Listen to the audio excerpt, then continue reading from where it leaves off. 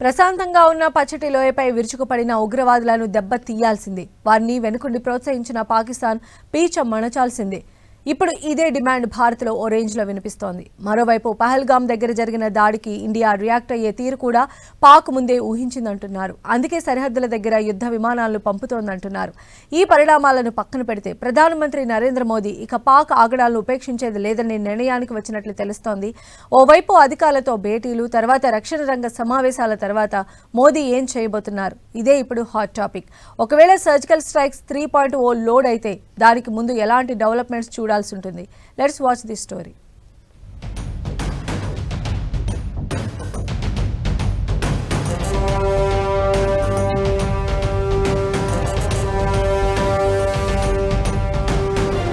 Surgical strikes 3.0 reloading. मैं इस मंच से देशवासियों को आश्वस्त करता हूं, घटना के मद्देनजर भारत सरकार वो हर कदम उठाएगी जो जरूरी और उपयुक्त होगा, और हम सिर्फ उन लोगों तक नहीं पहुंचेंगे जिन्होंने इस घटना को अंजाम दिया है, हम उन तक भी पहुंचेंगे जिन्होंने पर्दे के पीछे बैठकर हिंदुस्तान की सरजमी पर ऐसी नापाक हरकतों की साजिशें रची। भारत एक इतनी पुरानी सभ्यता और इतना बड़ा देश है जिसको ऐसे किसी भी आतंकी गतिविधियों से किसी भी सूरत में डराया नहीं जा सकता। ऐसी हरकतों का जिम्मेदार और इसके जिम्मेदार लोगों को आने वाले कुछ ही समय में जोरदार तरीके से नजर आएगा। मैं देशवासियों को आश्वस्त करना चाहता हूं। అమాయకుల ప్రాణాలు పొట్టన పెట్టుకున్న పాకిస్తాన్ పై మరో దాడికి రంగం సిద్ధమవుతోందా? దాడి గురించి పాకిస్తాన్ కి ముందే సమాచారం ఉందా? లేకపోతే దాడి జరగగానే సరిహద్దు వెంబడి ఎందుకు సైన్యాన్ని పంపింది? మంగళవారం పహల్గామ్లో జరిగిన దాడి తర్వాత ఈ ప్రశ్నలు రావడం సహజాతి సహజం. మరోవైపు ఏప్రిల్ 22న పహల్గామ్లో చొరబడిన ఉగ్రమూకల స్కెచ్ ఏంటో క్లియర్ గానే కనిపిస్తోంది. ఇప్పుడిప్పుడే ప్రశాంతంగా ఉన్న లోయలో తిరిగి కల్లోలం సృష్టించడం, దేశ సమగ్రతని అస్థిరపరచడమే లక్ష్యంగా ఈ దాడులు జరగగా అమాయకులైన వారు దాదాపు 30 మంది ప్రాణాలు కోల్పోవడం కన్నీళ్లను తెప్పిస్తోంది. వారి కన్నీరుకు బదులు చెప్పాల్సిందేనంటూ యావత్ భారతం కూడా రగిలిపోతోంది. బుధవారం కశ్మీర్ లోయ అంతటా కూడా స్వచ్ఛందంగా బంద్. పహల్గామ్ దాడి తర్వాత పాకిస్తాన్లో తత్తరపాటు స్పష్టంగా కనిపిస్తోంది. మరోవైపు ప్రధానమంత్రి మోదీ సౌదీ నుంచి వచ్చి రాగానే ఎయిర్పోర్టులోనే పరిస్థితిని సమీక్షించారు. బుధవారం రక్షణ శాఖ మంత్రితో వరుస భేటీలు నిర్వహించారు. ఆయుధ సంపత్తి, సైన్య సంసిద్ధత గురించి వివరాలు సేకరించారు. మరోవైపు కేంద్ర హోంమంత్రి అమిత్ షా కూడా పహల్గామ్ సందర్శించి దాడి జరిగిన తీరు, ఇతర వివరాలు కనుక్కున్నారు.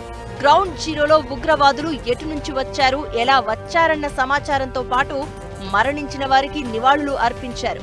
వారి కుటుంబ సభ్యులకు భరోసా ఇచ్చారు.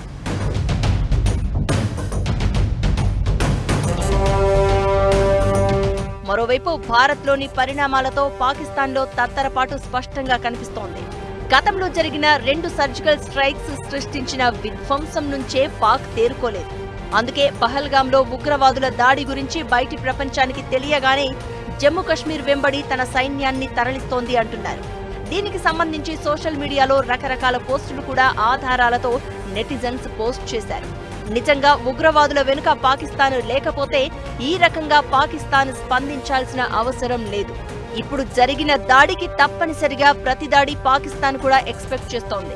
మరి భారత్ కూడా ఆ కోరుకున్న గిఫ్ట్ ఇవ్వకుండా ఎలా ఉంటుంది? దేశంలో ఇప్పుడు ప్రతి వారిది ఒకటే నినాదం, పాకిస్తాన్కి పాఠం చెప్పాల్సిందే. ఇదే నినాదంతో దేశమంతా నిరసనలు చోటు చేసుకుంటున్నాయి. అందుకే సర్జికల్ స్ట్రైక్స్ 3.0 రీలోడింగ్ అనే ప్రచారం భారీగా సాగుతోంది.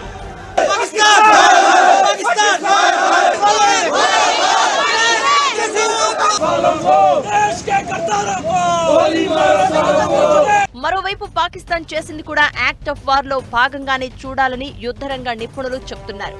ఏప్రిల్ 16న పాక్ ఆర్మీ చీఫ్ ఏదైతే మాట్లాడారో దానికి కొనసాగింపుగానే పహల్గామ్ చర్యని చూడాలని centre for land warfare studies director Tara Kartha చెప్తున్నారు. పాక్ ఆర్మీ చీఫ్ దేశ విభజన సందర్భాన్ని ప్రస్తావిస్తూ ఎప్పటికైనా సరే హిందూ ముస్లింలు వేరంటూ నానా చెత్తా పోగేశారు. ఇప్పుడు జరిగిన దాడి దానికి పర్యవసానంగా చూడాలని, దీనికి భారత్ ధీటుగా స్పందించడం తప్పదు అంటున్నారు. ఓవేళ ఈ పాపంలో తనకే సంబంధం లేదని పాకిస్తాన్ చెప్పాలి అనుకుంటే అది చర్యల రూపంలోనే ఉండాలని రూల్. 48 గంటల్లోపు పాకిస్తాన్ టెర్రరిస్టులపై చర్య తీసుకోవాలని, లేదంటే ఎప్పట్లానే అబద్ధాలు చెప్పినట్లు రుజువవుతుంది. ఇదే విషయాన్ని యుద్ధతంత్ర నిపుణులు కూడా చెప్తున్నారు. కానీ పాకిస్తాన్ మాత్రం బుధవారం కేవలం ఉగ్రదాడిని ఖండించి సరిపెట్టింది. అంతేకాకుండా భారత్ ఆక్రమించుకున్న కశ్మీర్ అంటూ ప్రస్తావించింది. కాబట్టి ఇక యాక్ట్ ఆఫ్ వార్ లోనూ పాకిస్తాన్ ఫెయిల్ అయినట్లే భావించాలి. కాబట్టి ఇండియా తీసుకునే చర్యకు సిద్ధం కావడం తప్ప పాక్ చేతుల్లో ఏం లేదిక.